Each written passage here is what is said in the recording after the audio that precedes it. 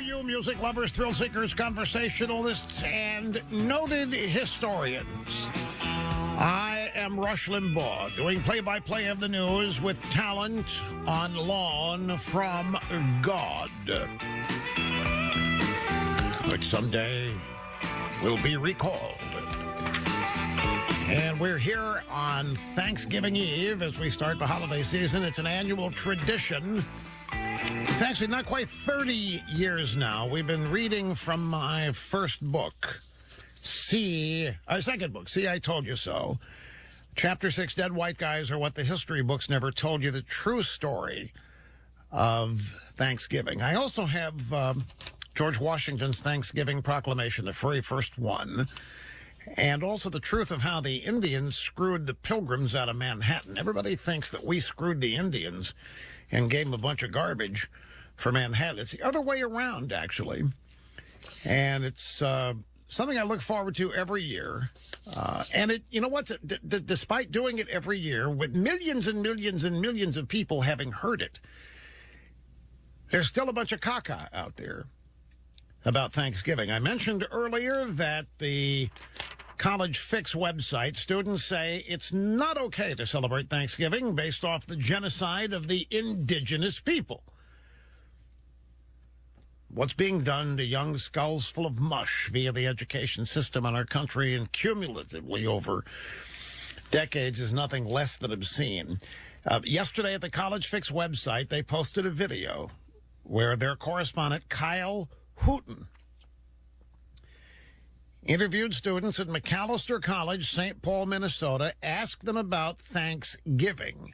And here's about 45 seconds of it. I think that, Thanksgiving has been misconstrued a lot, especially in textbooks, and it's kind of just based off of the genocide of indigenous people. And I don't really think that we actually give thanks on Thanksgiving. We just eat a bunch of food, and it's just a bunch of capitalist bullshit. Is it okay to celebrate Thanksgiving? No. It's probably not as bad as Christmas or Easter, but, I don't know. So what do you think the real Thanksgiving story is? I don't know what it is because I wasn't there and because I don't have all the historical information. I mean, the public school education tells you that Thanksgiving was this great meeting where, the Native Americans showed the Pilgrims how to, grow corn. And obviously that's not true. But what legitimately happened on Thanksgiving, I have no idea. You have no idea, then what the hell was the answer? Well, what's being taught here, the Indians gave thanks to the Indians teaching how to grow corn, maize, popcorn, and all that.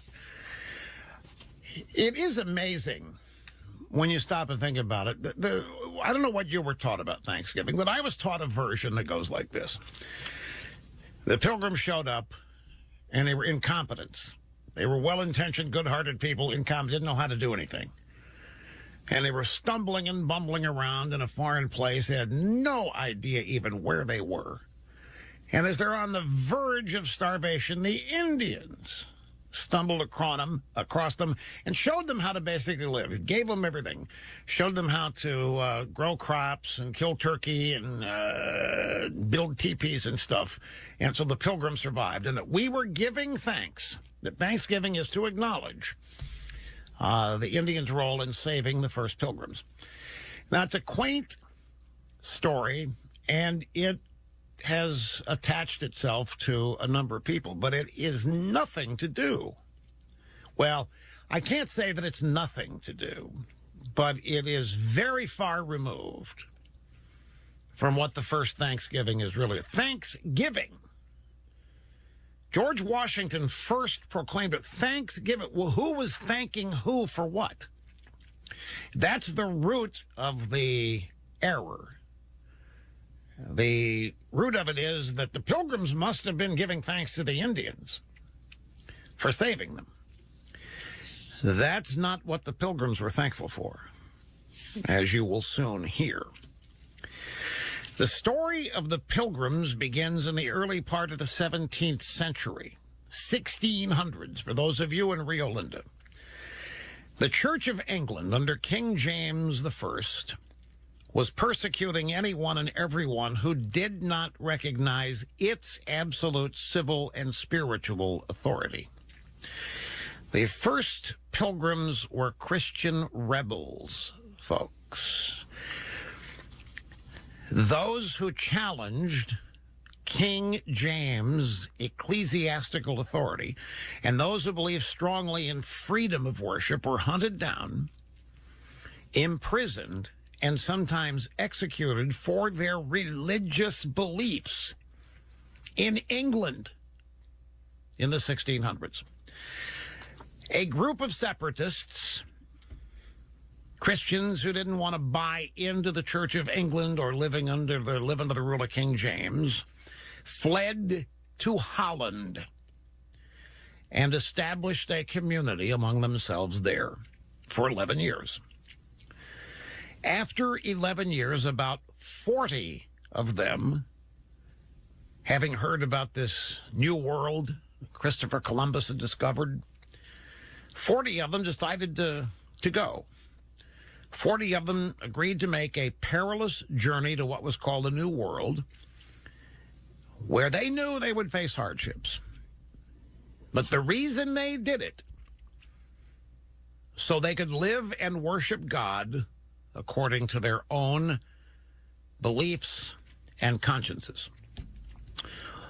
On the 1st of August, 1620, the Mayflower set sail. 102 passengers, 40 of them pilgrims, now known as Pilgrims. They were led by a man named William Bradford.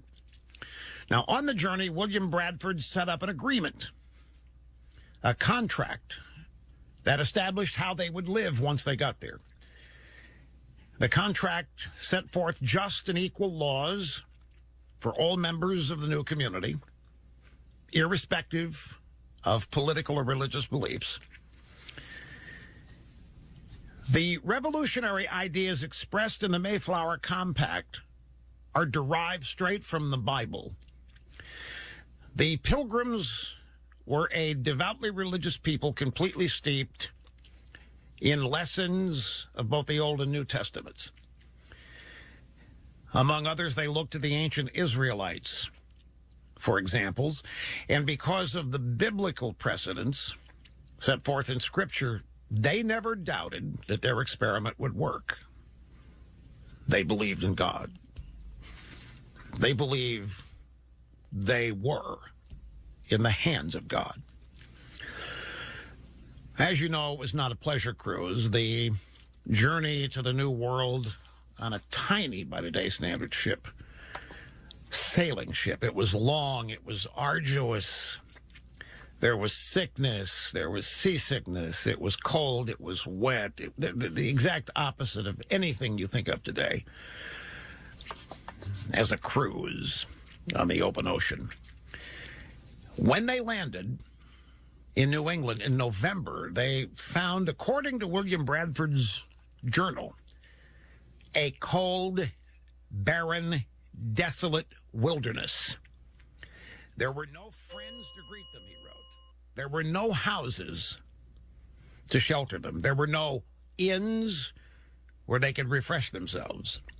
There was nothing. The sacrifice they made for freedom was just beginning. During the first winter, half of the Pilgrims, including William Bradford's own wife, died of either starvation, sickness, or exposure. They endured that first winter. When spring finally came, they had by that time met the indigenous peoples, the Indians, and the Indians indeed taught settlers how to plant corn, how to fish, how to skin beavers and other animals for coats, and life improved. But there wasn't any prosperity. They did not yet prosper. They were still dependent. They were still confused. They were still in a new place, essentially alone among like-minded people. Now, it's important to understand all this because this is where the modern American history lessons often end. Thanksgiving is explained in a lot of textbooks as a holiday for which the Pilgrims gave thanks to the Indians for saving their lives instead of what it really was. That happened. Don't misunderstand. That all happened. But that's not, from William Bradford's own journal, what they ultimately gave thanks for. Here's the part that's been omitted. This original contract that they made on the Mayflower as they were traveling to the New World, they actually had to enter into that contract with merchant sponsors in London because they had no money on their own. They needed sponsors. They found merchants in London to sponsor them. The merchants in London were making an investment. And as such, the Pilgrims agreed that everything they produced would go into a common store or bank, common account. Each member of the community was entitled to one common share in this bank. And out of this, the merchants would be repaid until they were paid off. All the land that they cleared and all the houses they ultimately built would belong to the community as well. Everything belonged to everybody, and everybody had one share in it. They were going to distribute everything equally. That was thought to be the epitome of fairness, sharing the hardship burdens and all that. Nobody owned anything. They just had a share in it. It was a commune, essentially. And it was the forerunner of the communes we saw in the 60s and 70s in California and other parts of the country. And it was complete. They had organic vegetables, by the way. Bradford, who had become the new governor of this colony, recognized that it wasn't working. It was costly, and it was destructive. His own journals chronicle the reasons it didn't work. Bradford assigned a plot of land to fix this to each family to work and manage as their own. He got rid of the whole commune structure and assigned plots of land to each family to work and manage, and whatever they made, however much they made, was theirs. They could sell it, they could share it, they could keep it, whatever they wanted to do. What really happened, they turned loose the power of a free market. After enduring months and months of hardship, first on the Mayflower, and then getting settled, and then the failure of the common account from which everybody got, there was no incentive for anybody to do anything. And as is human nature, some of the Pilgrims were a bunch of lazy twerps, and others busted their rear ends. But it didn't matter, because even the people that weren't very industrious got the same as everybody else. And Bradford wrote about how this just wasn't working. What Bradford and his community found, and I'm going to use basically his own words, the most creative and industrious people had no incentive to work any harder than anyone else. While most of the rest of the world has been experimenting with socialism for well over 100 years, trying to refine it and perfect it and reinvent it, the Pilgrims decided early on, William Bradford decided to scrap it permanently because it brought out the worst in human nature. It emphasized laziness. It created resentment. Because in every group of people, you've got your self-starters and you've got your hard workers, your industrious, and you've got your lazy twerps and so forth. And there was no difference at the end of the day. The resentment sprang up on both sides. So Bradford wrote about this. For this community, so far as it was found to breed much confusion and discontent and retard much employment that would have been to their benefit and comfort. For young men that were most able and fit for labor and service did repine that they should spend their time and strength to work for other men's wives and children without any recompense, without any payment. That was thought injustice. Why should you work for other people when you can't even work for yourself? What's the point? The Pilgrims found that people could not be expected to do their best work without any incentive. So what did Bradford's community try next? They harnessed the power of good old free enterprise. They invoked the undergirding capitalistic principle of private property. Every family was assigned its own plot of land to work and permitted to market its own crops and products. And you know what happened? This had very good success, wrote Bradford, for it made everybody industrious. So as much more corn was planted than would have been.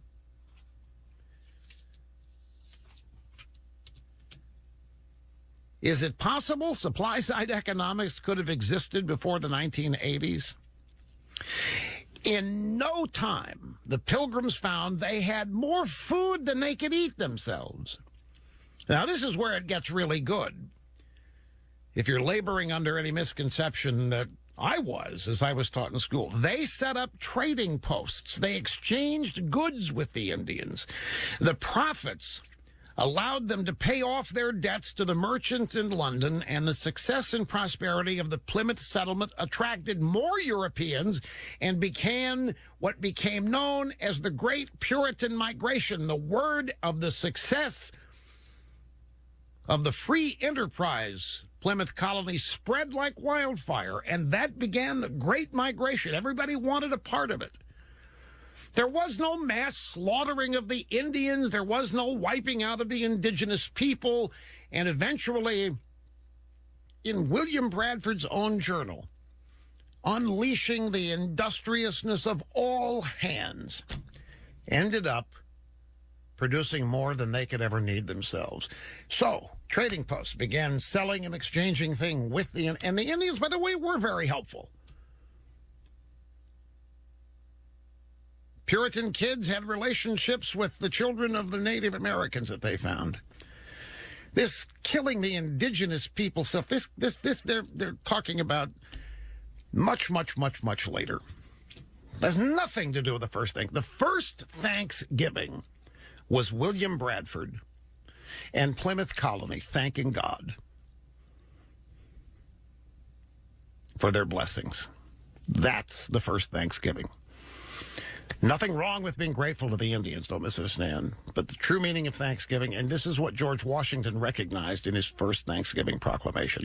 Have to take a break. Back with more after Listen to Rush Limbaugh's award-winning radio show anytime. Just download the Rush 24/7 app at the Apple Store or Google Play. Get daily podcasts or watch El Rush Poe on the Ditto Cam whenever or wherever you'd like. And there's lots of other goodies that you can access there, too. It's just superb. It's an encyclopedia.